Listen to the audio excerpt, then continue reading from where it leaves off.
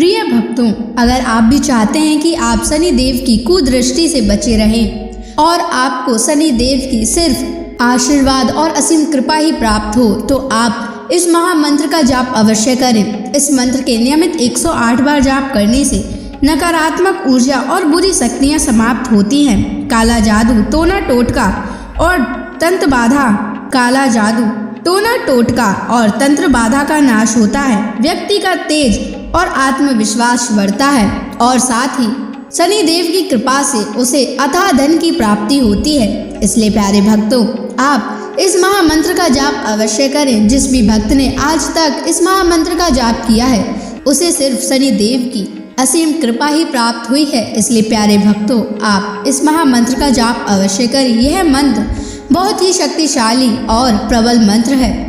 इस मंत्र का प्रभाव तुरंत ही दिखाई देने लगता है और साथ ही आपका जीवन सुखद हो जाएगा। अगर आप शनि देव का आशीर्वाद प्राप्त करना चाहते हैं तो इस वीडियो को लाइक और चैनल को सब्सक्राइब जरूर कर दीजिए और कमेंट बॉक्स में जय शनि महाराज अवश्य लिख दीजिए। तो चलिए भक्तों, मंत्र का जाप करना प्रारंभ करते हैं। ओम ह्रीं सन शनैश्चराय सर्वदोष निवारणाय स्वाहा। ओम ह्रीं सन शनैश्चराय सर्वदोष निवारणाय स्वाहा। ओम ह्रीं सन शनैश्चराय सर्वदोष निवारणाय स्वाहा। ओम ह्रीं सन शनैश्चराय सर्वदोष निवारणाय स्वाहा। ओम ह्रीं सन शनैश्चराय सर्वदोष निवारणाय स्वाहा। ओम ह्रीं सन शनैश्चराय सर्वदोष निवारणाय स्वाहा। ओम ह्रीं सन शनैश्चराय सर्वदोष निवारणाय स्वाहा। ओम ह्रीं सन शनैश्चराय सर्वदोष निवारणाय स्वाहा। ओम ह्रीं सन शनैश्चराय सर्वदोष निवारणाय स्वाहा। ओम ह्रीं सन शनैश्चराय सर्वदोष निवारणाय स्वाहा। ओम ह्रीं सन शनैश्चराय सर्वदोष निवारणाय स्वाहा। ओम ह्रीं सन शनैश्चराय सर्वदोष निवारणाय स्वाहा। ओम ह्रीं सन शनैश्चराय सर्वदोष निवारणाय स्वाहा। ओम ह्रीं सन शनैश्चराय सर्वदोष निवारणाय स्वाहा। ॐ ह्रीं सन् शनैश्चराय सर्वदोषनिवारणाय स्वाहा। ॐ ह्रीं सन् शनैश्चराय सर्वदोषनिवारणाय स्वाहा। ॐ ह्रीं सन् शनैश्चराय सर्वदोषनिवारणाय स्वाहा। ॐ ह्रीं सन् शनैश्चराय सर्वदोषनिवारणाय स्वाहा। ॐ ह्रीं सन् शनैश्चराय सर्वदोषनिवारणाय स्वाहा। ॐ ह्रीं सन् शनैश्चराय सर्वदोषनिवारणाय स्वाहा। ॐ ह्रीं सन् शनैश्चराय सर्वदोषनिवारणाय स्वाहा। ॐ ह्रीं सन् शनैश्चराय सर्वदोषनिवारणाय स्वाहा। ॐ ह्रीं सन् शनैश्चराय सर्वदोषनिवारणाय स्वाहा। ॐ ह्रीं सन् शनैश्चराय सर्वदोषनिवारणाय स्वाहा। ॐ ह्रीं सन् शनैश्चराय सर्वदोषनिवारणाय स्वाहा। ॐ ह्रीं सन् शनैश्चराय सर्वदोषनिवारणाय स्वाहा। ॐ ह्रीं सन् शनैश्चराय सर्वदोषनिवारणाय स्वाहा। ॐ ह्रीं सन् शनैश्चराय सर्वदोषनिवारणाय स्वाहा।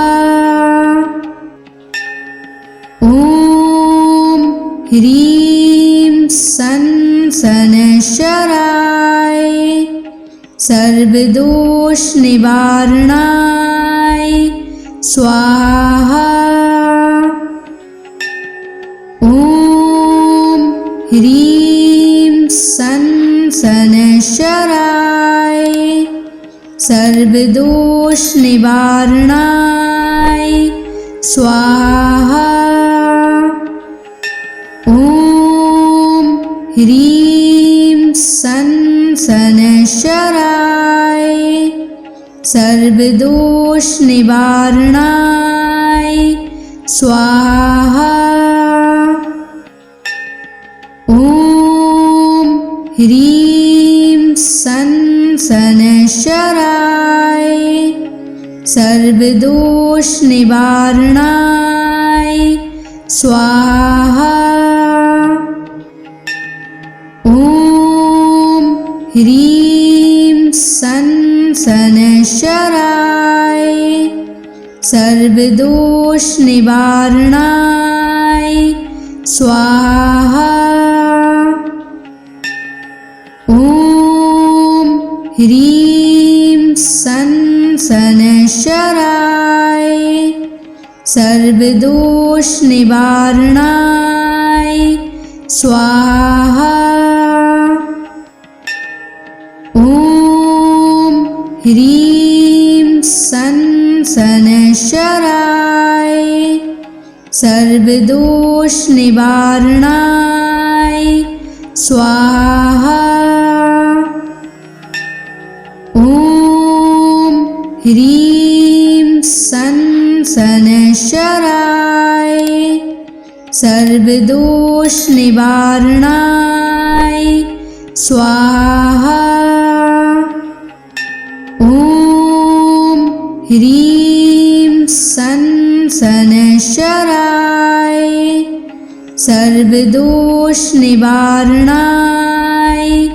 स्वाहा। ॐ ह्रीं सनशराय सर्वदोष निवारणाय स्वाहा। ॐ ह्रीं सनशराय सर्वदोष निवारणाय स्वाहा। ॐ ह्रीं सनशराय सर्वदोष निवारणाय स्वाहा। ॐ ह्रीं सनशराय सर्वदोष निवारणाय स्वाहा। ॐ ह्रीं सनशराय सर्वदोष निवारणाय स्वाहा। ॐ ह्रीं सनशराय सर्वदोष निवारणाय स्वाहा। ॐ ह्रीं सनशराय सर्वदोष निवारणाय स्वाहा। ॐ ह्रीं सनशराय सर्वदोष निवारणाय स्वाहा। ॐ ह्रीं सनशराय सर्वदोष निवारणाय स्वाहा। ॐ ह्रीं सनशराय सर्वदोष निवारणाय स्वाहा। ॐ ह्रीं सनशराय सर्वदोष निवारणाय स्वाहा। ॐ ह्रीं सनशराय सर्वदोष निवारणाय स्वाहा। ॐ ह्रीं सनशराय सर्वदोष निवारणाय स्वाहा।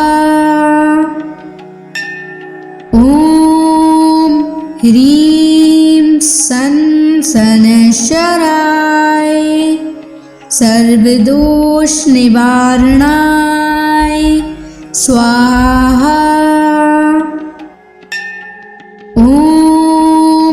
ह्रीं सन शनैश्चराय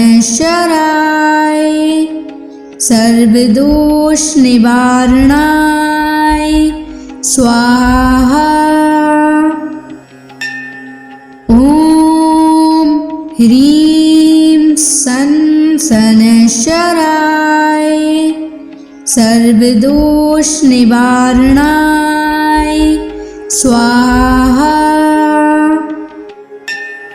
ॐ ह्रीं सन शनैश्चराय सर्वदोष निवारणाय स्वाहा। ॐ ह्रीं सन शनैश्चराय सर्वदोष निवारणाय स्वाहा। ॐ ह्रीं सन शनैश्चराय सर्वदोष निवारणाय स्वाहा। ॐ ह्रीं सन शनैश्चराय सर्वदोष निवारणाय स्वाहा। ॐ ह्रीं सन शनैश्चराय सर्वदोष निवारणाय स्वाहा। ॐ ह्रीं सन शनैश्चराय सर्वदोष निवारणाय स्वाहा। ॐ ह्रीं सन शनैश्चराय सर्वदोष निवारणाय स्वाहा। ॐ ह्रीं सन शनैश्चराय सर्वदोष निवारणाय स्वाहा। ॐ ह्रीं सन शनैश्चराय सर्वदोष निवारणाय स्वाहा। ॐ ह्रीं सन शनैश्चराय सर्वदोष निवारणाय स्वाहा। ॐ ह्रीं सन शनैश्चराय सर्वदोष निवारणाय स्वाहा। ॐ ह्रीं सन शनैश्चराय सर्वदोष निवारणाय स्वाहा। ॐ ह्रीं सन शनैश्चराय सर्वदोष निवारणाय स्वाहा। ॐ ह्रीं सन शनैश्चराय सर्वदोष निवारणाय स्वाहा। ॐ ह्रीं सन शनैश्चराय सर्वदोष निवारणाय स्वाहा। ॐ ह्रीं सन शनैश्चराय सर्वदोष निवारणाय स्वाहा। ॐ ह्रीं सन शनैश्चराय सर्वदोष निवारणाय स्वाहा।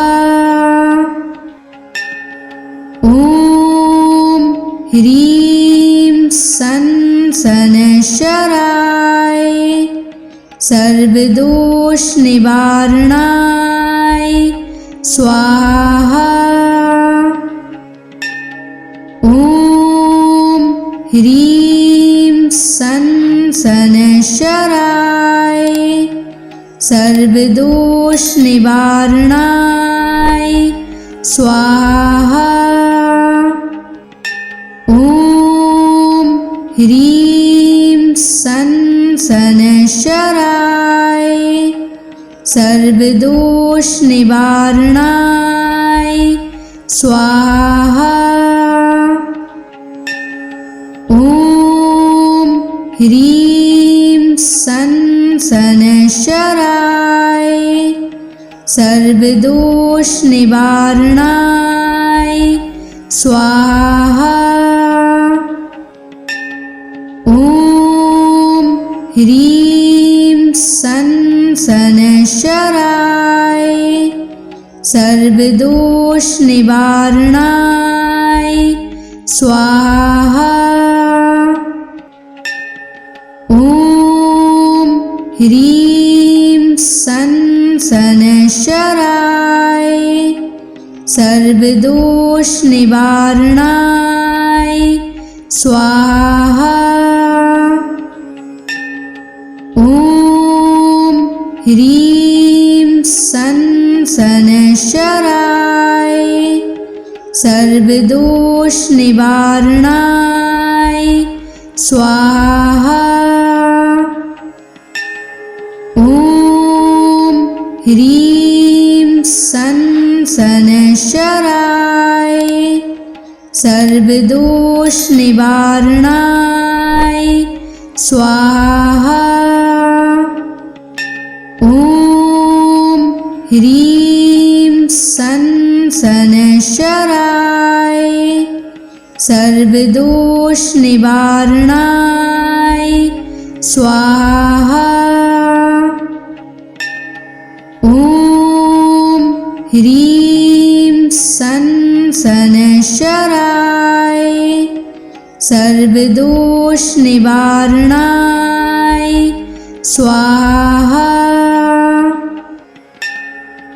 ॐ ह्रीं सन् शनैश्चराय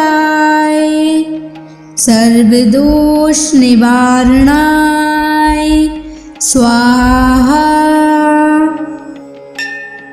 ॐ ह्रीं सन् शनैश्चराय सर्वदोषनिवारणाय स्वाहा। ॐ ह्रीं सन् शनैश्चराय सर्वदोषनिवारणाय स्वाहा। ॐ ह्रीं सन् शनैश्चराय सर्वदोषनिवारणाय स्वाहा। ॐ ह्रीं सन् शनैश्चराय सर्वदोषनिवारणाय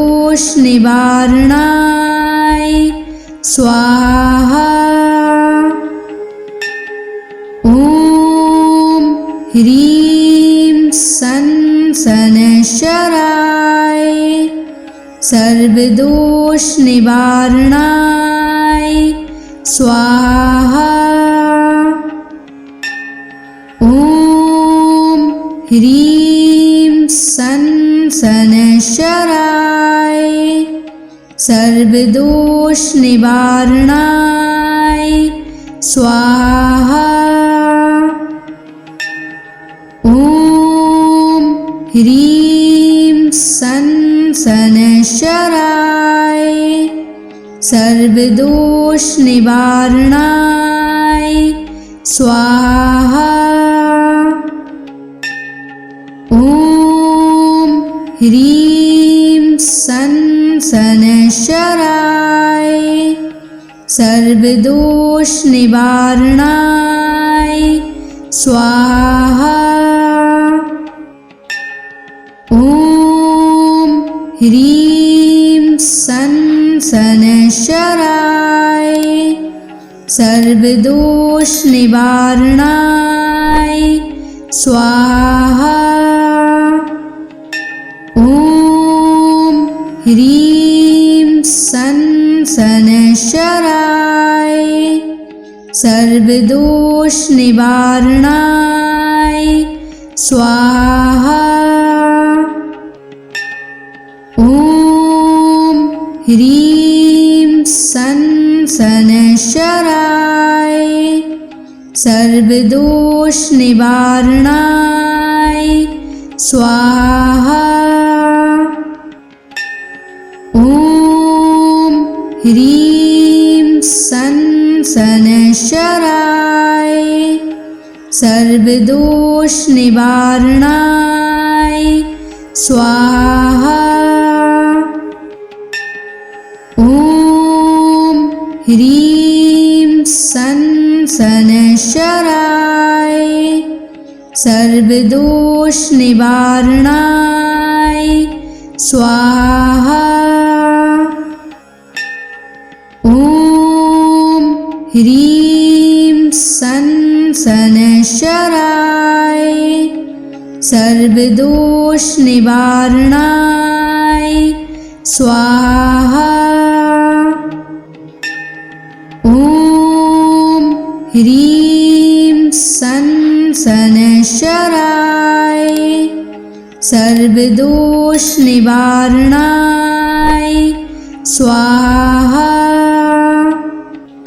ॐ ह्रीं सं शनैश्चराय सर्वदोष निवारणाय स्वाहा।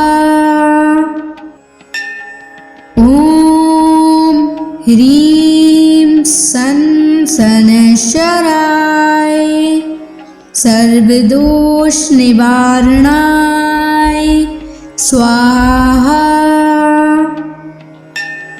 ॐ ह्रीं सं शनैश्चराय सर्वदोष निवारणाय स्वाहा। ॐ ह्रीं सं शनैश्चराय सर्वदोष निवारणाय स्वाहा। ॐ ह्रीं सं शनैश्चराय सर्वदोष निवारणाय स्वाहा। ॐ ह्रीं सं शनैश्चराय सर्वदोष निवारणाय स्वाहा। ॐ ह्रीं सं शनैश्चराय सर्वदोष निवारणाय स्वाहा। ॐ ह्रीं सं शनैश्चराय सर्वदोष निवारणाय स्वाहा। ॐ ह्रीं सं शनैश्चराय सर्वदोष निवारणाय स्वाहा। ॐ ह्रीं सं शनैश्चराय सर्वदोष निवारणाय स्वाहा। ॐ ह्रीं सं शनैश्चराय सर्वदोष निवारणाय स्वाहा। ॐ सनशराय सर्वदोष निवारणाय स्वाहा। ॐ ह्रीं सनशराय सर्वदोष निवारणाय स्वाहा। ॐ ह्रीं सनशराय सर्वदोष निवारणाय स्वाहा। ॐ ह्रीं सनशराय सर्वदोष निवारणाय स्वाहा। ॐ ह्रीं सनशराय सर्वदोष निवारणाय स्वाहा। ॐ ह्रीं सनशराय सर्वदोष निवारणाय स्वाहा। ॐ ह्रीं सनशराय सर्वदोष निवारणाय स्वाहा। ॐ ह्रीं सनशराय सर्वदोष निवारणाय स्वाहा। ॐ ह्रीं सनशराय सर्वदोष निवारणाय स्वाहा। ॐ ह्रीं सनशराय सर्वदोष निवारणाय स्वाहा।